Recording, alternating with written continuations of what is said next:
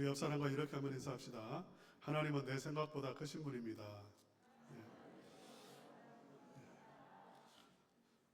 우리 시편 74편 11절 말씀 우리 다 같이 한번 암송해 볼까요?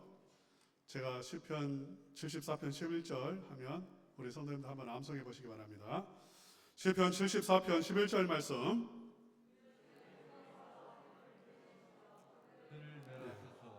주의 품에서 손을 빼내시어 그들을 멸하소서. 다 같이 한번 해볼까요? 시작.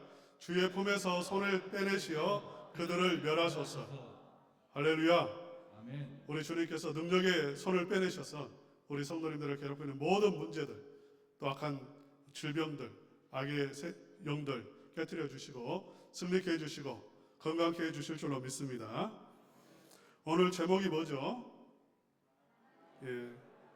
하나님의 얼굴을 바라봅시다. 하나님의 얼굴을 바라봅시다. 이게 제목인데요. 여러분 다윗을 아시지 않습니까? 다윗의 소원이 뭐였을까요? 다윗의 가장 첫 번째 소원 무엇이었을까요? 성경에 보면 다윗이 일생의 소원이 하나 있었습니다. 그것은 무엇이냐면 하나님의 얼굴을 항상 보는 것입니다.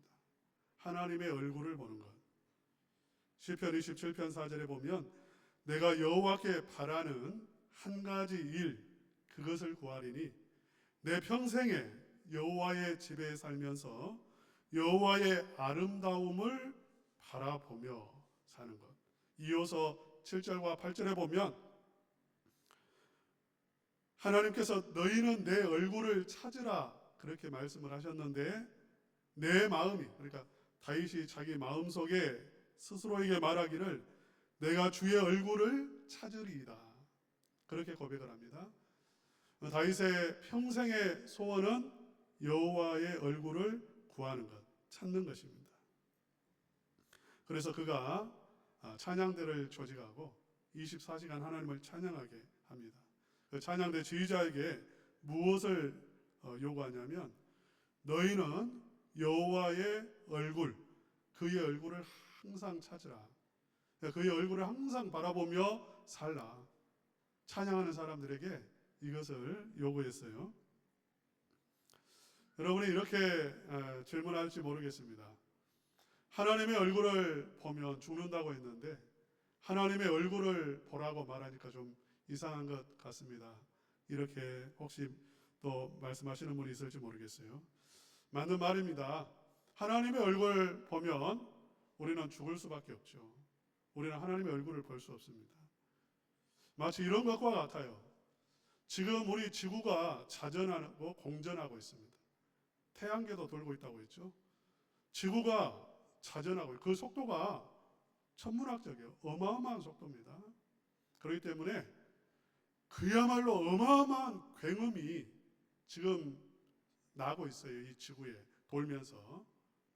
그런데 그 소리를 우리가 들을 수 있나요? 없나요? 들을 수 없어요.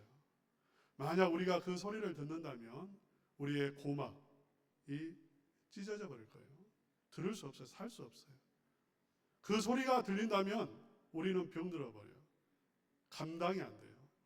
마찬가지로 하나님은 너무나 크신 분이고 하나님은 너무나 빛이 나시는 분이기 때문에 우리의 눈으로 하나님의 얼굴을 보면 우리가 감당이 안 되죠. 그래서 죽는다 그렇게 말합니다. 여기서 하나님의 얼굴을 바라보세요. 또 하나님의 얼굴을 구합니다. 이 말은 우리의 눈으로, 이 육신의 눈으로 하나님을 보라는 그런 말이 아니고요. 마음은 얼굴에서 다 드러나게 되잖아요. 이 얼굴을 본다는 것은 마음을 본다는 것입니다.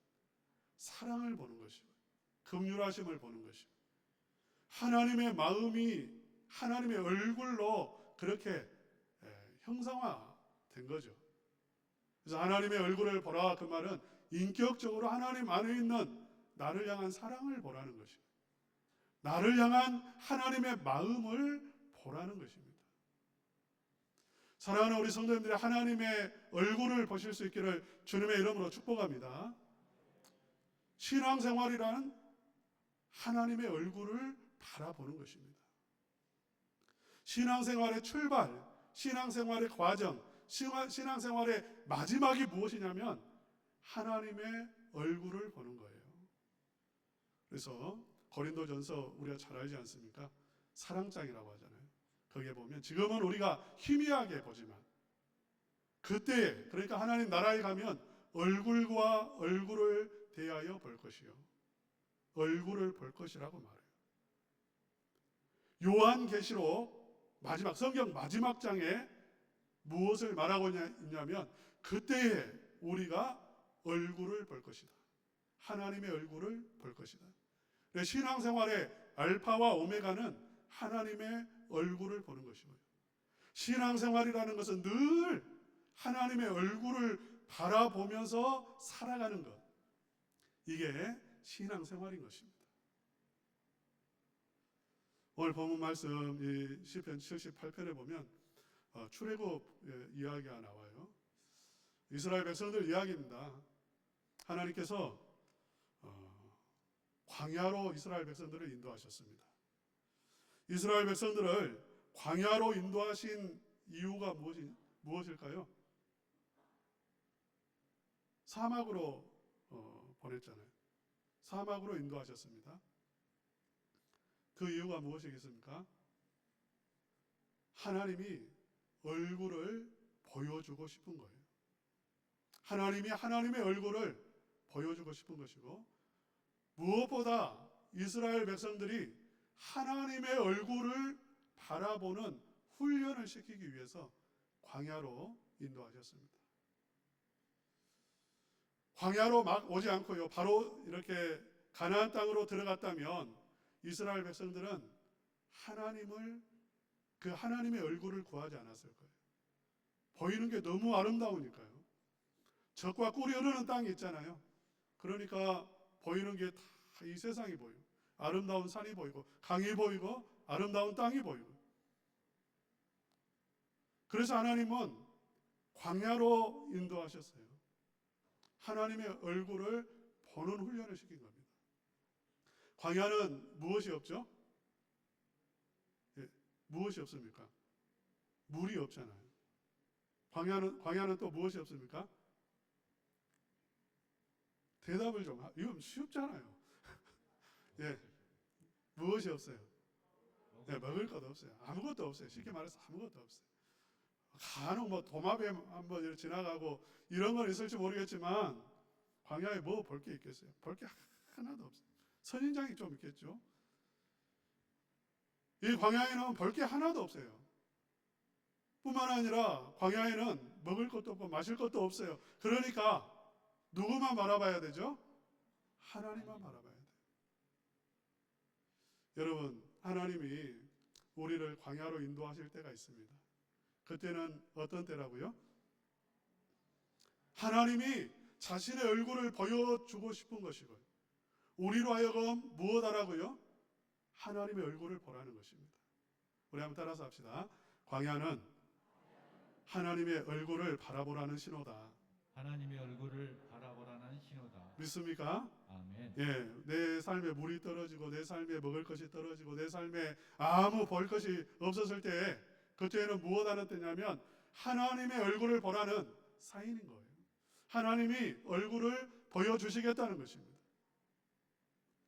우리가 광야로 들어가지 않으면 세상에 볼 게 너무 많아요. 그래서 하나님을 잊어버리고 하나님 보지 않습니다. 하나님의 얼굴을 구하지 않아요. 내 인생에 어려움이 없으면 하나님의 얼굴을 바라보지 않는단 말입니다.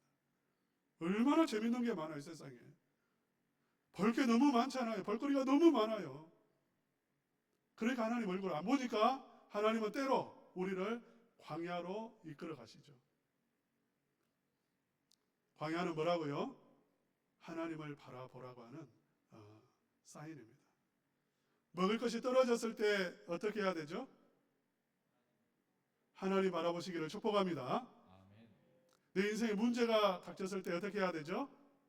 하나님을 바라봐야 돼요. 잘 안 꼬여. 문제가 생겼어요. 그게 인간관계의 문제든지 건강의 문제든지 물질의 문제든지 자식의 문제든지 뭐가 꼬였어요.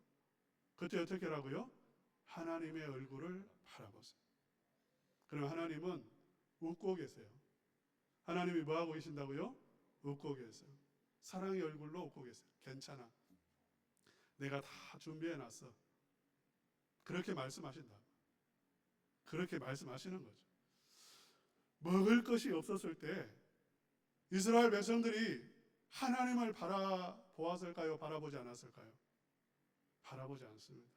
불평하고 원망하고 돌멩이를 들어서 그들의 지도자인 모세를 치려고 해요. 하나님을 바라봐야 될 때 그들은 바라보지 않고 환경만 보는 거예요. 물이 없다는 것만 보는 거예요. 광야만 보는 거예요. 하나님은 다 예비해 놓으시고 괜찮아. 걱정하지 마. 내가 다 준비해 놨어 하는데 이스라엘 백성들은 하나님 보지 못하니까 막 두려워가지고 망했다고 생각하는 거예요. 하나님은 하늘의 문을 여시고 만나를 내려주셨어요. 물이 없었을 때 이스라엘 백성들은 무엇을 했어야 됩니까? 하나님을 바라봤어야 돼요. 하나님을.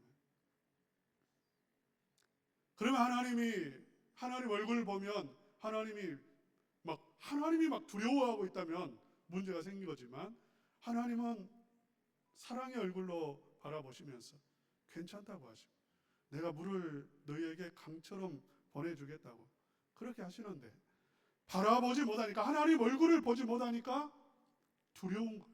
목말라 죽었다고 생각하는 거죠. 하나님은 반석에다가 강 같은 물을 예비해 놓으셨어요. 기적이죠. 하나님 기적. 하나님은 모래 하나라도 강이 흐르게 하실 수 있는 능력이 있으심을 믿으시기를 축복합니다. 모래 한 알밖에 여러분이 없다 할지라도 모래 한 알밖에 안 되는 작은 것밖에 여러분이 가지고 있지 않다 할지라도 여러분 하나님 바라보면 하나님은 그 속에서 강을 내게 하신다고요. 믿습니까? 그러니까 내가 작은 것밖에 없습니다. 나는 불가능합니다. 사막입니다. 여기에 무슨 물이 있습니까? 라고 말하지 말고 하나님의 얼굴을 바라보셔야 돼요.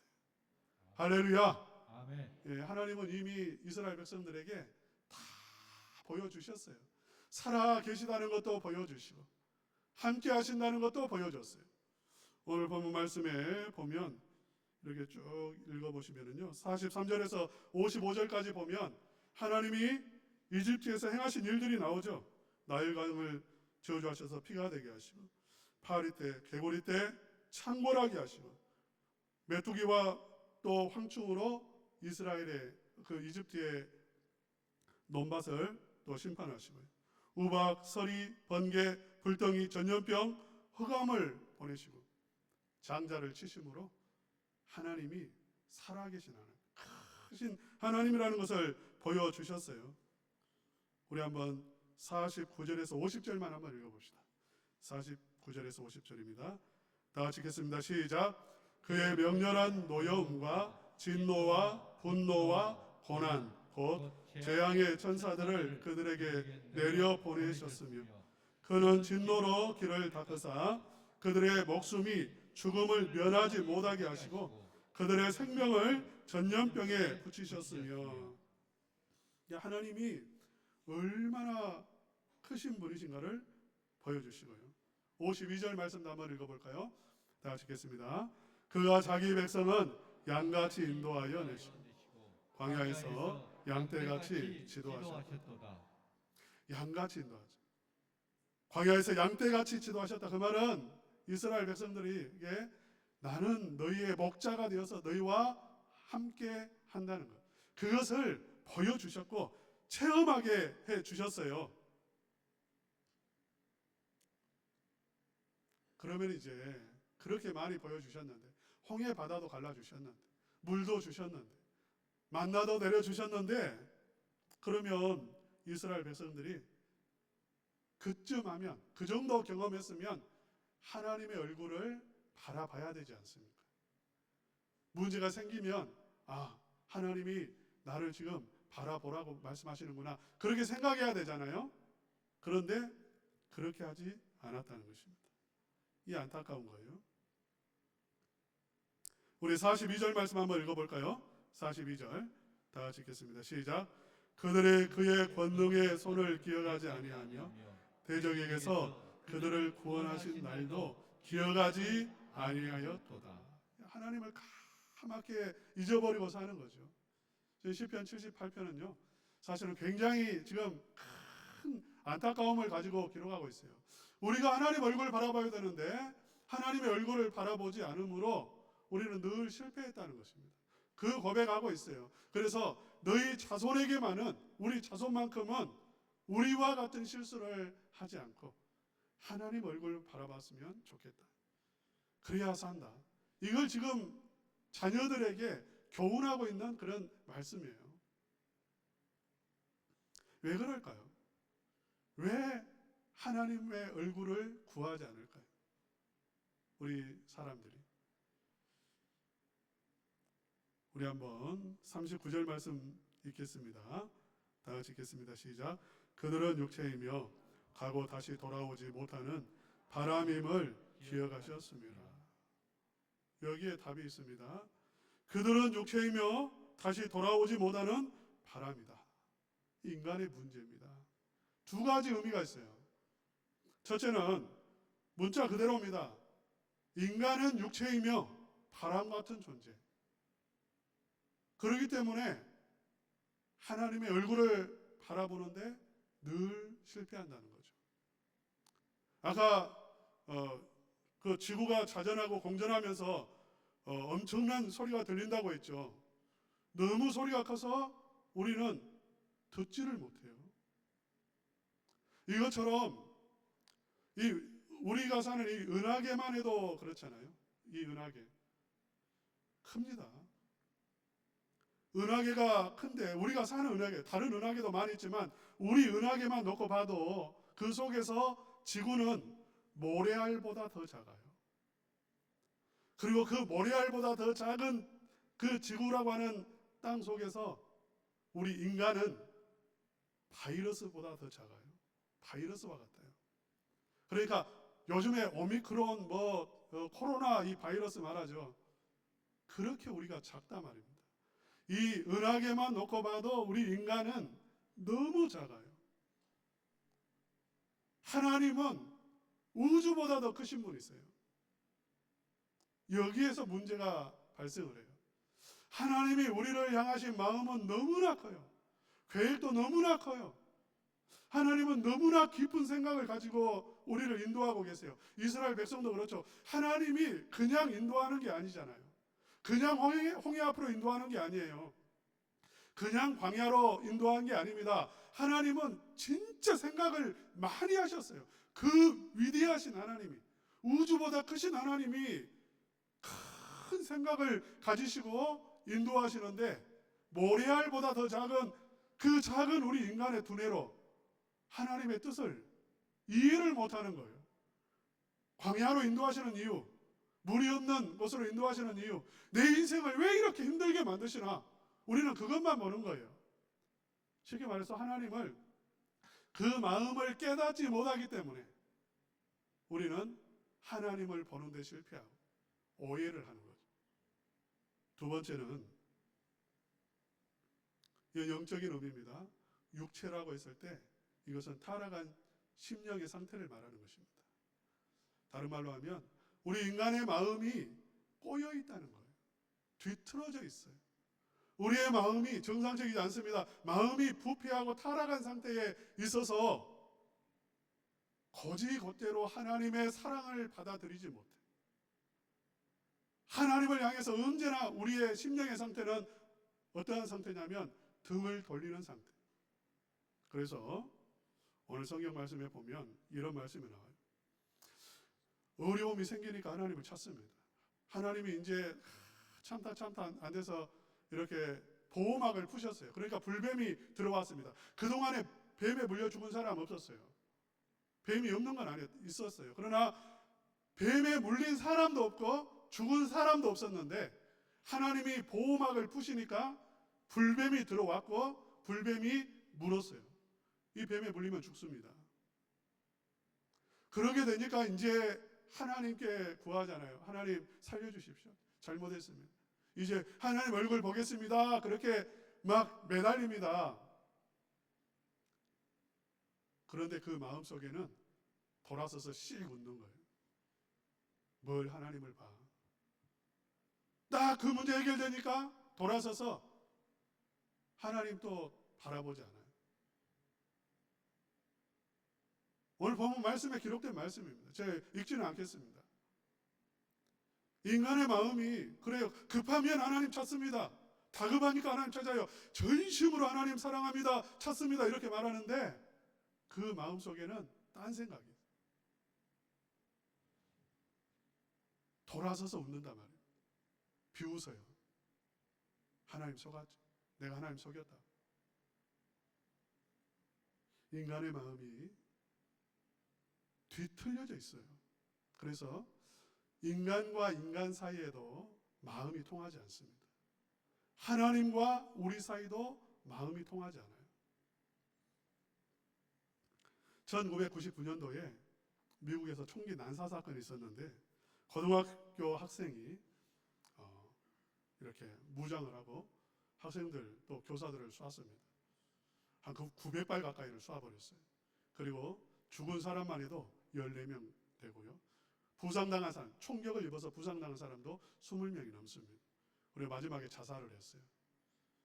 2명이 했는데 그 중에 한 명, 그 고등학생은 굉장히 이렇게 좋은 환경 속에 자랐습니다. 굉장히 좋은 환경이죠. 부모님이 인격적이고 교육자였고요. 어머니가 특별히 아주 좋은 그러한 교육자였습니다. 그래서 가정 환경이 늘 아버지하고도 막힘없이 대화를 나누고 학교에서 집에 오면 아버지하고 같이 밥 먹고 대화하고 어머니하고도 대화하고 아무 문제 없었어요. 늘 웃고 다니는 그런 학생이었어요. 그런데 그 학생이 어느 날 총을 가지고 교사도 쏘고 친구도 쏴버렸어요. 스스로 목숨을 끊었어요. 아무 문제 없다라고 생각을 했는데 그 마음은 골물대로 골막.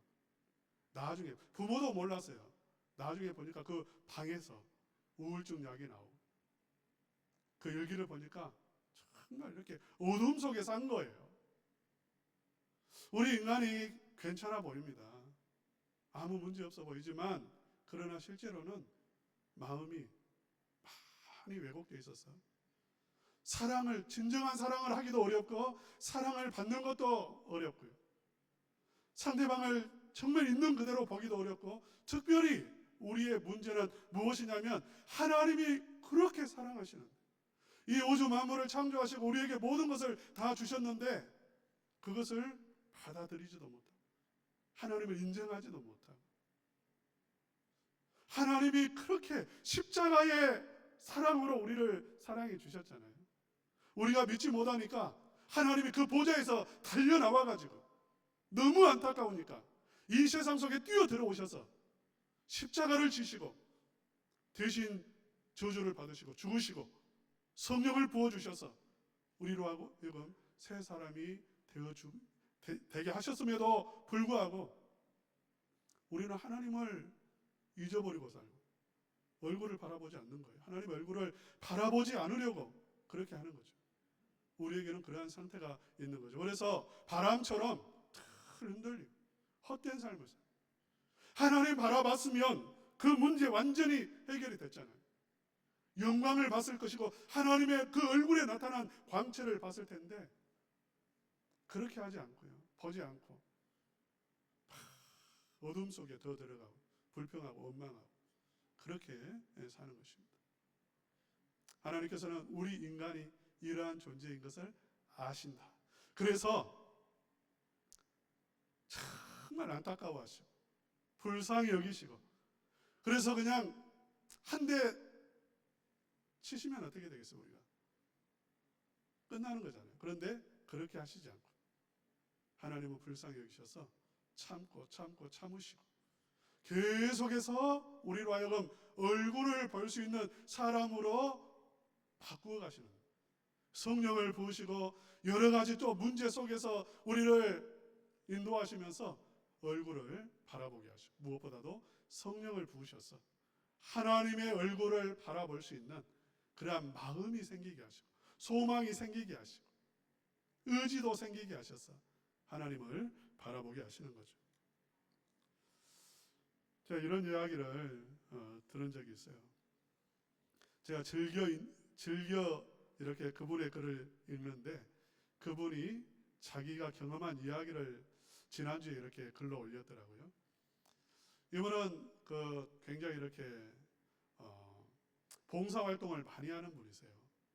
그래서 이렇게 봉사활동을 이렇게 다니는데 한두 군데 다니는 게 아니에요. 여러 군데 다녀요.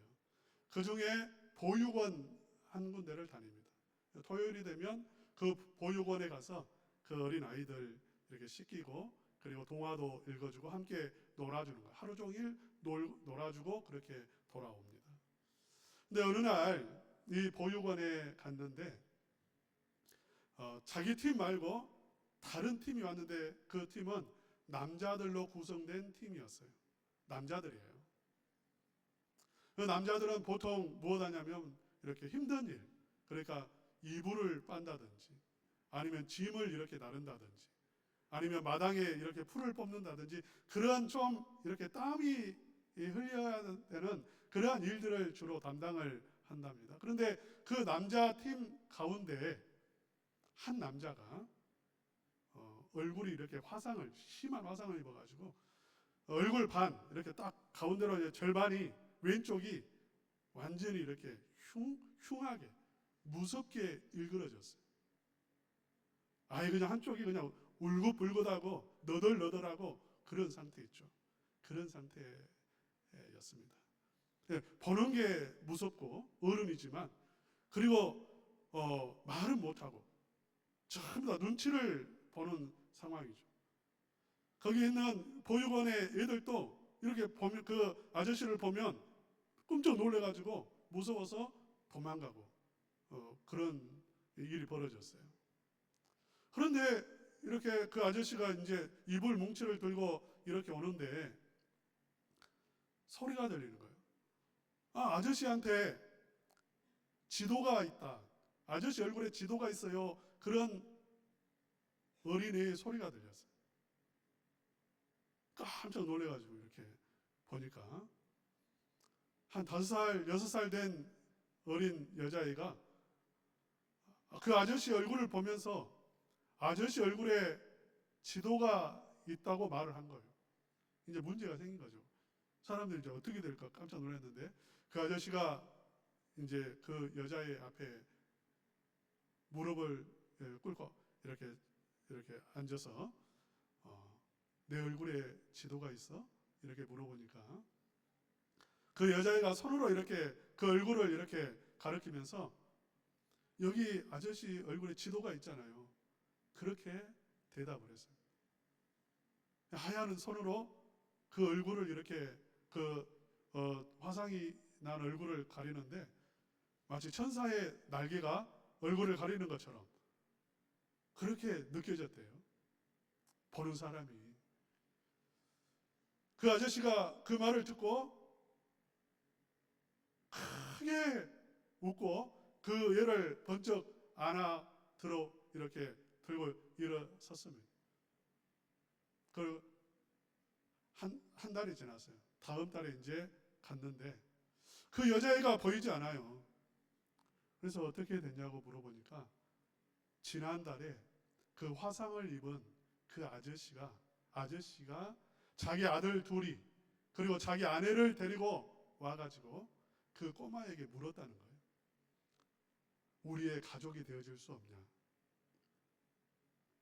우리 가족이 되어줄 수 없느냐고 물어봤고요.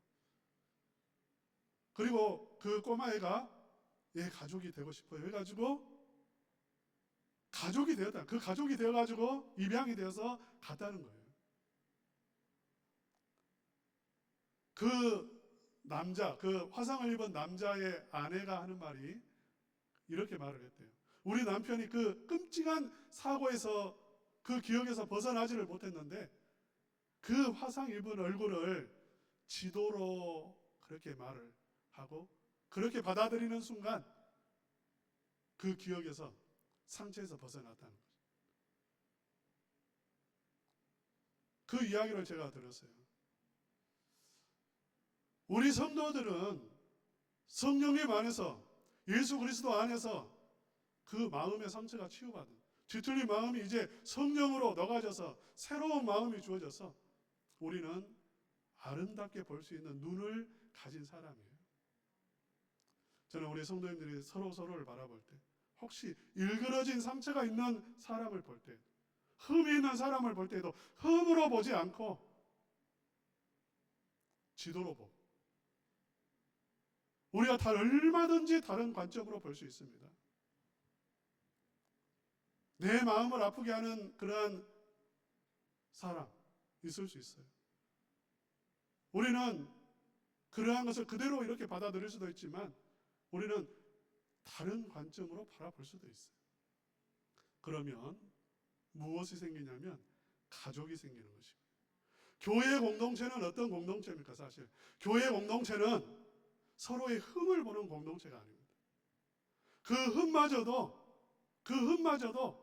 아름답게 보는 공동체, 그러할 때 진정한 교회가 세워지는 거잖아요. 할렐루야. 우리 교회가 그러한 교회 되어지기를 주님의 이름으로 축원합니다. 아멘. 무엇보다도 우리는 흠과 티가 없으신 하나님의 얼굴을 우리가 볼 수 있다면, 바라본다면, 그 누가 우리에게 상처를 준다 할지라도 우리 주님을 바라보는 순간 그것은 아무 문제가 안 될 거예요. 왜? 주님의 사랑의 얼굴이 보이고 그 모든 문제를 통해서 나를 더 아름답게 변화시켜 가시는 하나님의 손길이 느껴지기 때문에 우리는 상처에서 벗어날 수 있고요, 행복한 삶을 살아갈 수 있을 줄로 믿습니다.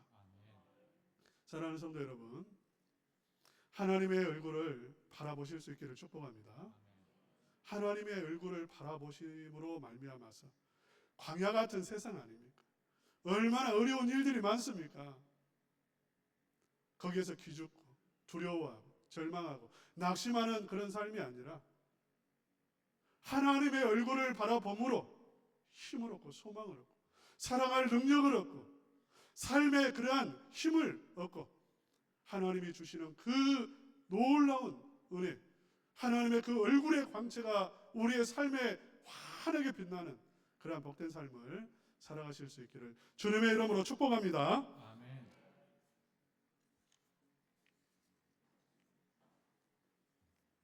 괴로울 때 주님의 얼굴 보라. 우리 1, 2절 반복해서 두 번 부르도록 하겠습니다.